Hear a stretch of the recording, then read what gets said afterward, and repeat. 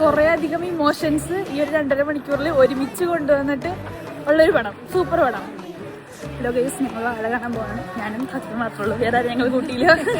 ഞങ്ങൾ സിനിമ കാണാനായിട്ട് സിനിമാറ്റിലാണ് പോയത്. അത് ഭയങ്കര ഓട്ടത്തിലാണ്, ബിക്കോസ് പേടിച്ചിട്ടാ.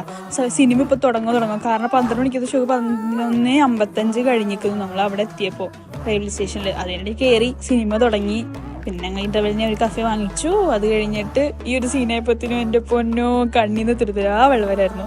ഞങ്ങൾ വാഷ്റൂമിൽ ചെന്നപ്പോൾ ദേണ്ടടാ ഫുള്ള് മലയാളികൾ മാത്രം. ഹലോ ഗൈസ്, ഞങ്ങൾ അങ്ങനെ വാഴ 2 കണ്ടു.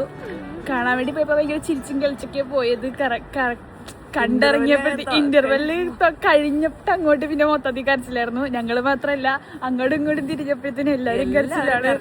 അതെ, തേങ്ങല് മാത്രമേ കേൾക്കുന്നുള്ളൂ. പക്ഷെ പടം കണ്ടു, കുറെ ചിരിച്ചു, കുറെ കരഞ്ഞു, കുറെ ചിന്തിപ്പിച്ചു. സൂപ്പർ പടമായിരുന്നു കേട്ടോ. എന്തായാലും എല്ലാവരും വന്ന് കാണണം. നല്ല പടം, അടിപൊളി. അതന്നെ.